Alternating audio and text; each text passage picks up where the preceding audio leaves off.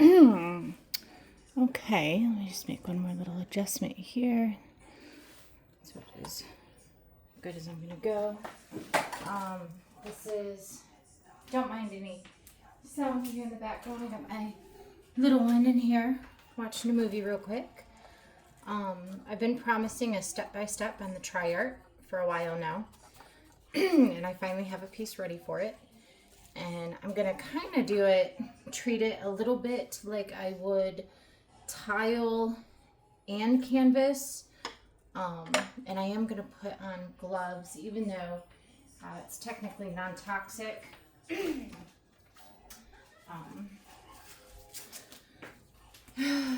just don't want to deal with the mess today. So wear your PPE. Oh, and if you don't know, I'm Tipsy Gypsy. Okay, so I've prepped my canvas already. I've done an isolation coat. I've washed it. An isolation coat, by the way, the product is actually called isolation coat. For people that ask me that, I use Golden brand. And what it does is it seals everything prior to my application of my final seal, which is really good if you use resin, liquid glass, anything really. It helps too, because then if you make a mistake or if you want a generational piece, it'll last, for generations. So, because even varnish doesn't last forever. It needs to be resealed at some point, and that isolation coat, it just goes the extra mile to protect your acrylics. For this situation, I have a glow-in-the-dark application underneath. So I really had to isolate that because it's so water soluble that any type of liquid contact makes it kind of come up a little bit. So, yeah, so canvas is prepped. I've washed it with alcohol. I have, this is like a gilding brush, what I would use for leafing, and I'm just kind of making sure there's no leftover dust, brushing it off gently.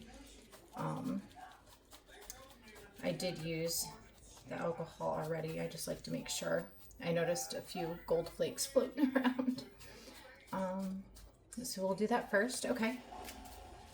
So I'm going to treat it like I would tile. With tile, I'll puddle it, and then I'll do the underside right here of the tile to make sure that my seal is completely wrapped around.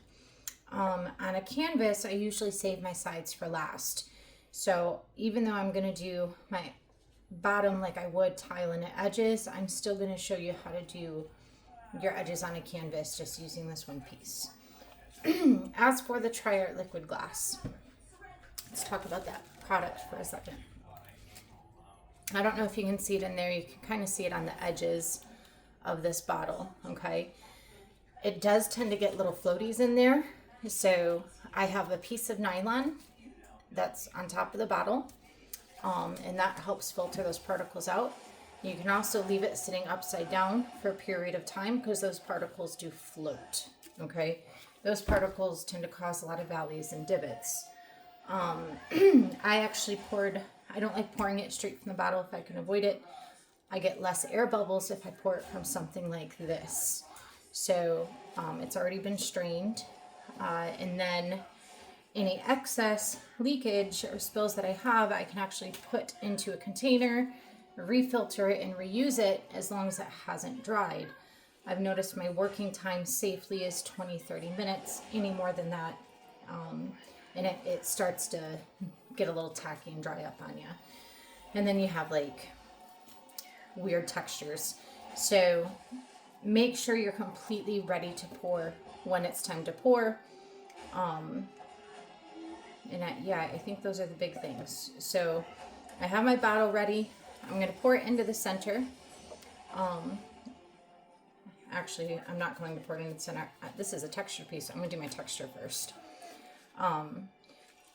When I do pour it, I'm going to pour it into the center, and the stream coming from the cup is not to be interrupted. If you lift up and then go back to pour again, you're going to put a bunch of little air bubbles in there, okay? So it's better to use a little more than to use less because it can be scooped up and put back into a container. This is like a 16-inch canvas. Actually, this is a 20-inch spinner. yeah, I don't know. It's not a 12-inch. So I am going to start with my textured areas. And I have this nice little brush. If I don't do this part first, because I can't pour it on too thick, and we'll talk about that in a second, I do brush this so I don't get any air bubbles from my texture paste. So it's kind of like a pre-treatment. I don't have to be too careful or specific. I'm slightly generous with it. I just want a nice good coat on there. I feel like these edges are where it matters the most. I usually use canvas corners, but I just cleaned out my workspace and I can't remember where I put them for a canvas this size. Okay. See, I'm just being kind of generous with this part right here. And brushing does create some air bubbles too, so by the time I get to tilting it off the edges, most of these air bubbles will have taken care of themselves. Okay, so I got a nice good coat on all of my textured work. Got in the little grooves and crevices pretty good, I think. There's a little spot there, looks like it could use some love. See it right there.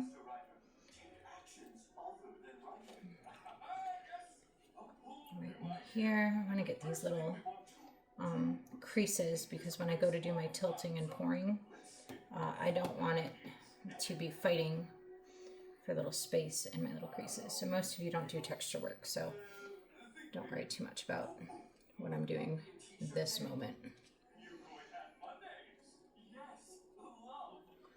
Okay, I got all my grooves good. Those grooves could use some love.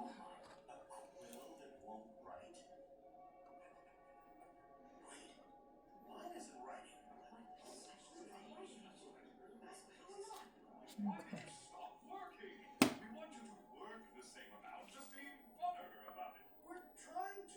There's this spot over here that needs some more attention. There we go. Okay.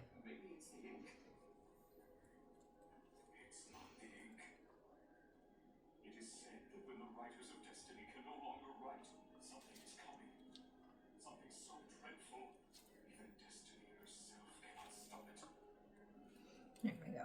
Okay, so now I'm going to go through and do the underside as if I was working on tile, just like I said I was going to.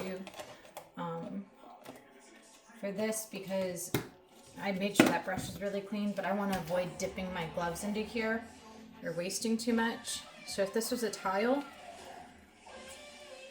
I pour it a little bit in my hand, and you don't need a lot. I just run my fingers along the underside of the tile. You want to do it really, really good. And then you turn it and you get the sides really good, okay? So if you're doing a tile, this underside's super important. And then you come over and do the sides.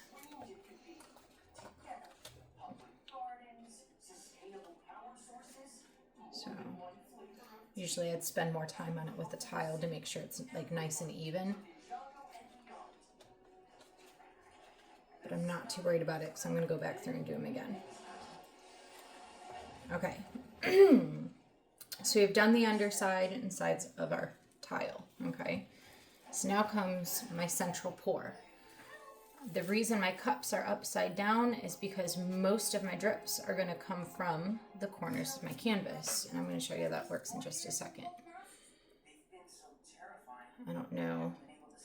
I'm going to turn this sideways a little bit without stopping, hoping you can see. The closer you are to the canvas, the less air bubbles. I don't know if you can see that puddle. See how a puddle forms? That creates air bubbles. So the closer I am, the less air that gets trapped. You see that? See how like the little droplet puddle went away? I do a good amount.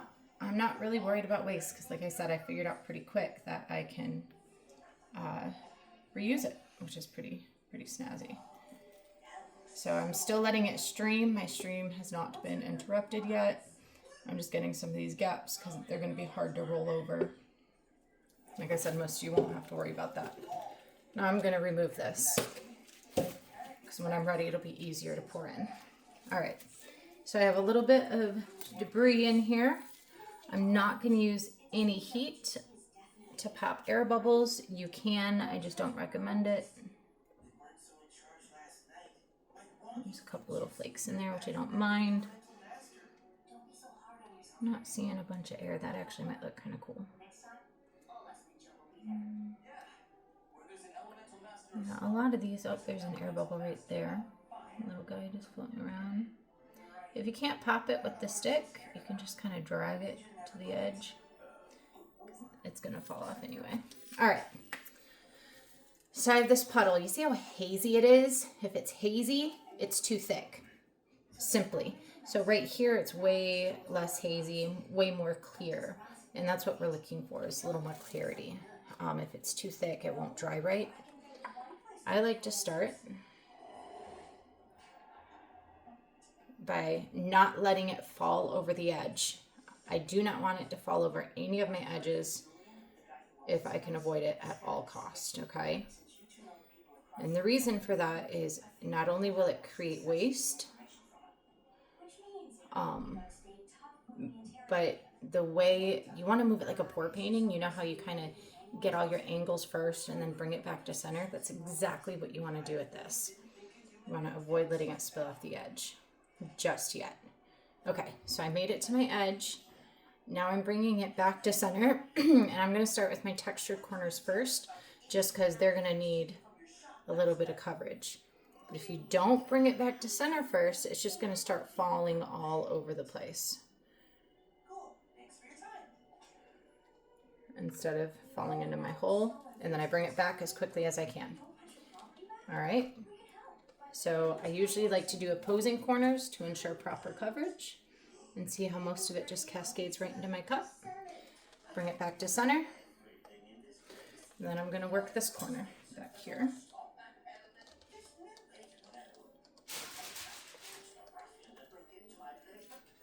There we go. And then I'm going to bring it back to center. And now I'm going to hit this corner down here. I kind of want to take my time. I know it's dripping off the edges a little bit. I don't know if you can see it. It's making its way down, and there it goes.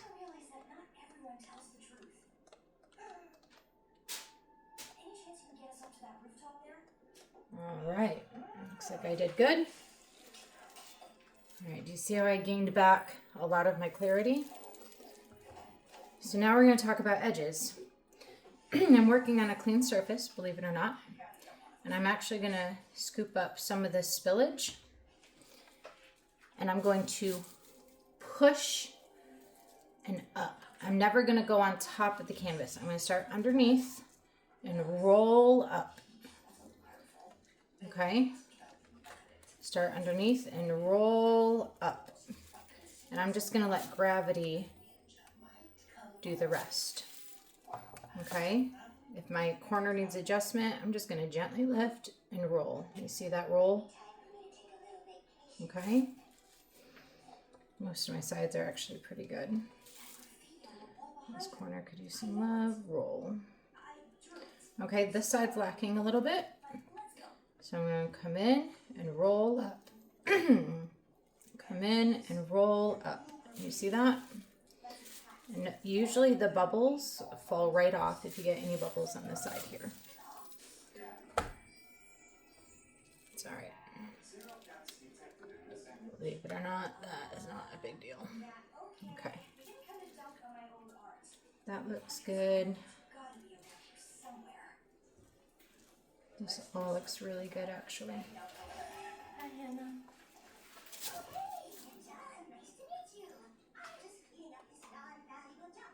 I will be with you in just 1 minute. Okay, so I'm rolling up. Now I got a textured part. If you do textured work, same thing.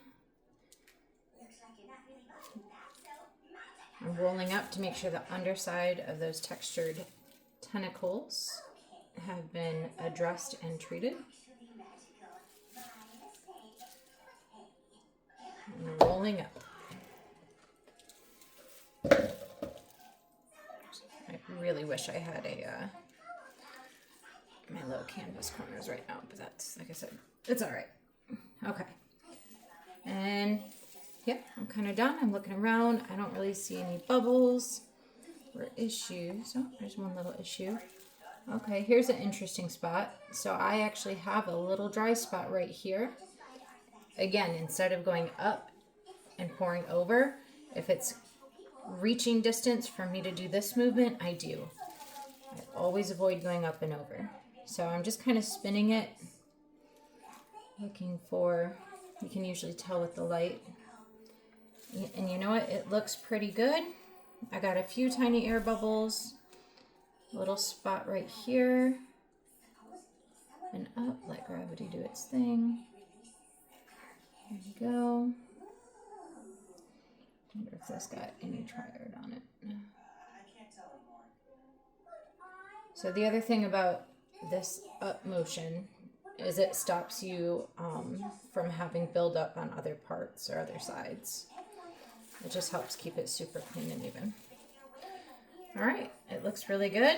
So now let me show you how to salvage your excess. Looks good. Okay.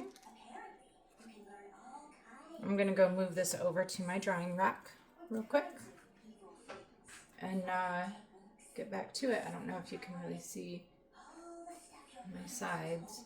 Can you see that at all? Hopefully. All right. In about 10 or 15 minutes, I'll do a drip check, and then that'll be the only drip check I do. So you buy Hunter's story? A gone that shatters goodness? It matches my visions exactly. Welcome to the Monastery of Spinjitzu. How can we... Okay. So now let's talk about cleanup. I got my little cup. I'm actually going to start with my gloves just to pull any excess off here. I'm well within my working window. It's already getting a little tacky. If you're doing a round canvas, you can not have to worry about tilting at all and just spin out. But look how much I was able to save. So I started with, let's see, I don't know, it's hard to tell. Probably,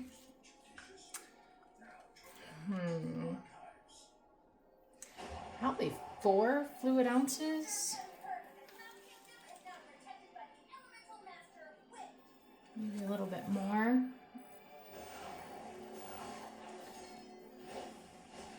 So I'm gonna tip this upside down over the other cup because it will just continue to drip, and then while I'm working on this mat, which is pretty good actually. So now with the mat, I'm going to decide what my best approach is for this. I think I'm just going to use my paddle. Okay. So I'm going to bring it in. So it's not spilling off this ledge that hangs a little bit.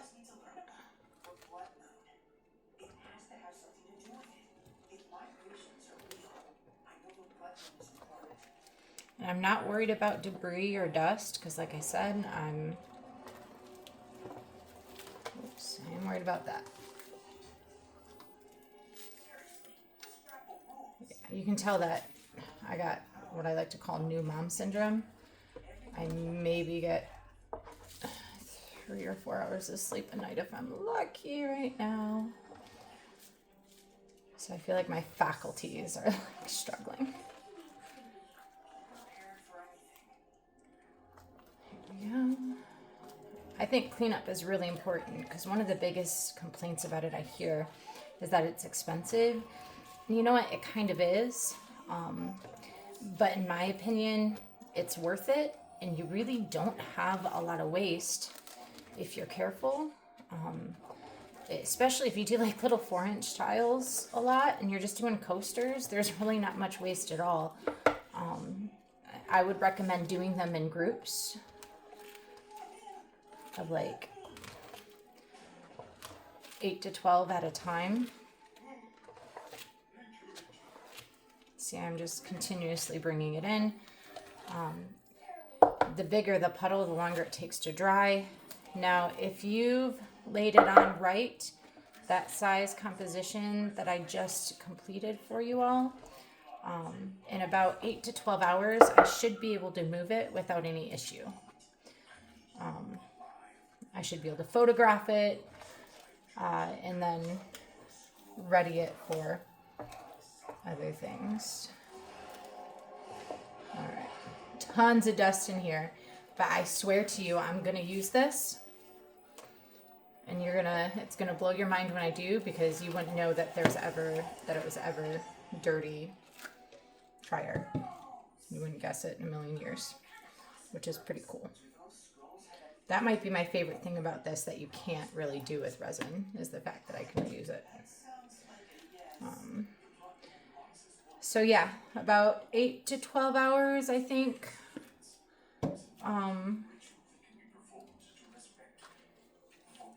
For like an initial dry. That's not cure time. I would say curing, like to be fully dry is about 24 hours. And then it kind of starts its curing process. And within 3 days, and it's like resin, it does harden over time. But in 3 days, I've been able to use coasters. Okay? But that varies based on how thick your application is.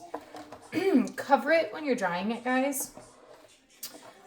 It's a little sensitive despite being so good, but resin is too. You know, you get dust in it, air, whatever. There's a ton of things that can affect it negatively.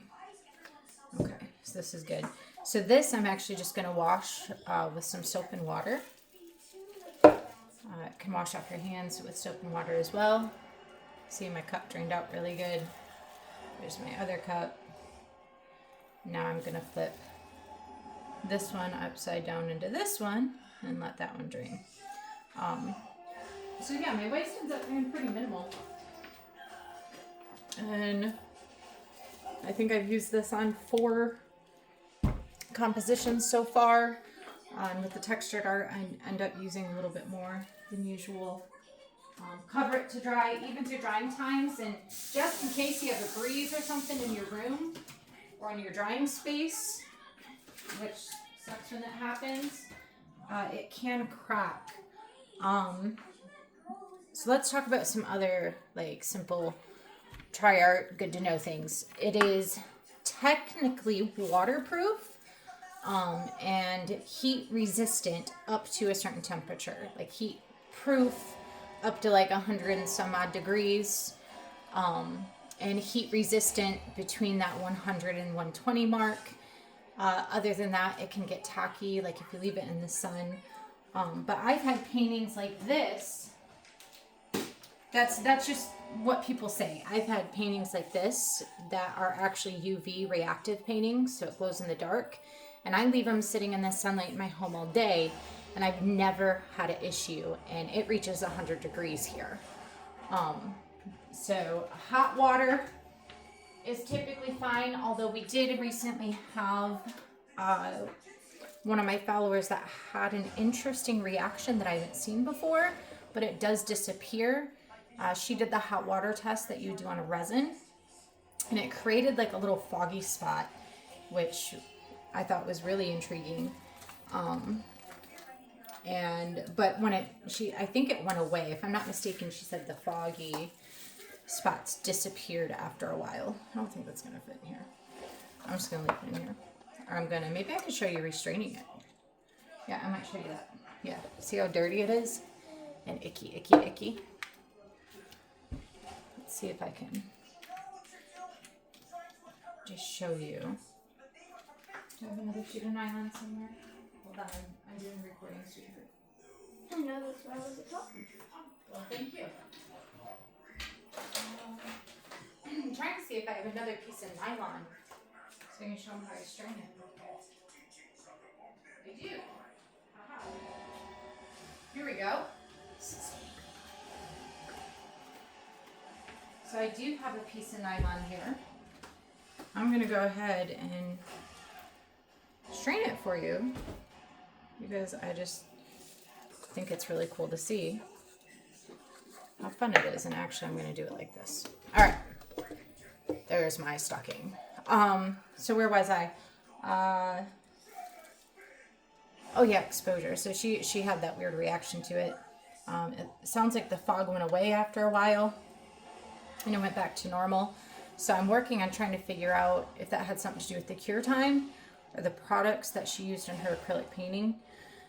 If your painting is not fully cured, and I feel like tile can sometimes take a little longer and there's moisture in it, doesn't matter if you're using resin, Triart liquid glass, doesn't matter what you're using, moisture is going to get trapped back there and you're going to have some problems. So it could be that. I recommend giving your work a solid 8 weeks. I like to wait 12 weeks if it's tile or stone or metal or anything that's not porous. Let me see how clean this is real quick. So yeah, definitely make sure your paintings are fully cured, washed, and wiped down. And they must be fully dry when you apply the Triart. But the application part to me is actually pretty self-explanatory. All right. You see how clean that is? You wouldn't know that this was all over my dirty mat. Look at that. It's beautiful, isn't it? It's wild. I'm actually, since I'm on here, I'm just go ahead and dump it right back in the bowl.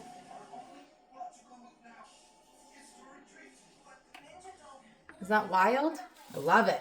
So yeah, you can totally reuse this stuff if you salvage it. I think that's all the really big important tips. Wood is one of my favorite to work on because with canvas, it'll sag in the middle sometimes.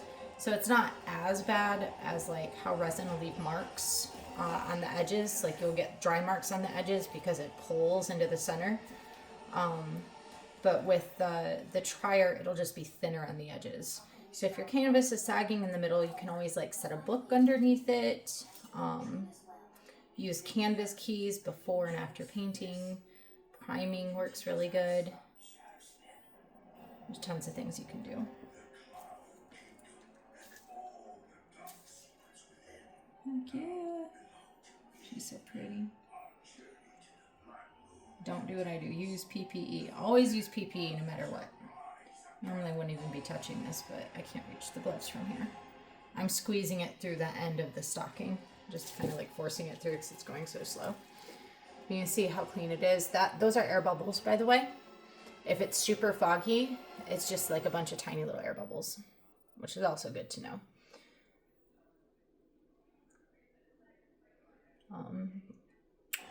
Yeah, I think that's about it. The cool thing too is if any dust does get trapped in here, and I pour it back into the bottle and then there's some dust in there, I've actually noticed it'll like gather on itself. There's a little more. And I can't help but wonder if some of those particles could be dust from manufacturing, but don't quote me on that. I have no idea. That could be wrong. So see? There's like minimal waste. Strain your liquid glass. The thicker it is, the more the working time. Alcohol, your work. I don't really know what else I can say that's useful to anybody. Soap and water. I got a little bit on my fingers here. Washes right off with soap and water. Washes off silicone. You could also let it dry and peel it off like you would resin. Yeah, and I will show you real quick one of the pieces I resined a couple weeks ago for the video and end this sucker. So let's pull that out. Here is the dried results from the tile I did a couple weeks ago. Mind you, my tile is textured, so some of the texture that you're seeing is from my tile being textured. So maybe I should show you the wood one too. But I really love it. Triart mirror combined with the Triart liquid glass in person, it just has these stellar 3D effects. And it just really makes them pop. And they're so pretty. I don't know if you can even see that in the camera. So, let me see if I got the wood one real quick. That turned out good.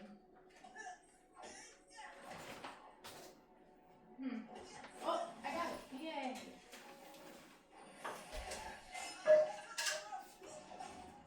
All right, this one one you can kind of see the surface a little bit better, how smooth it is. You see it? We're all on edge. Losing that battle was crushing. I'm trying to be helpful by building useful gadgets. Like it feels smooth as glass, and I love that any texture underneath it. It has these really cool like 3D illusion effects. These are all color shifting paints. It doesn't affect my color shifts. It doesn't affect my UV reactive work. And I recently noticed it can protect your stuff from rust. I know I already showed you this piece, but I'll show you what I'm talking about. So totally works under my black light stuff without affecting it. This is glow in the dark. This one, sunlight charges it. It's actually really neat, but yeah, hopefully you can see that in the camera. So even though it protects it from UV, it does absorb the kind of light you need for glow in the dark and UV effects without any issues. And I think that's it. Is that it? Let's see, UV effects, glow in the dark. Oh yeah, it holds in rust. This thing's cool. So I love, this is my favorite spinner, but it sat in my garage for a long time and paint sat on it. And I actually sealed this in with Tri-Art, and it has served me very well. So I'm not getting rust on my fingers. And I think what I'm actually going to do is hand paint it and then seal it again. You can do multiple coats. There you go. You can do multiple coats of Tri-Art if it's dried and cured underneath.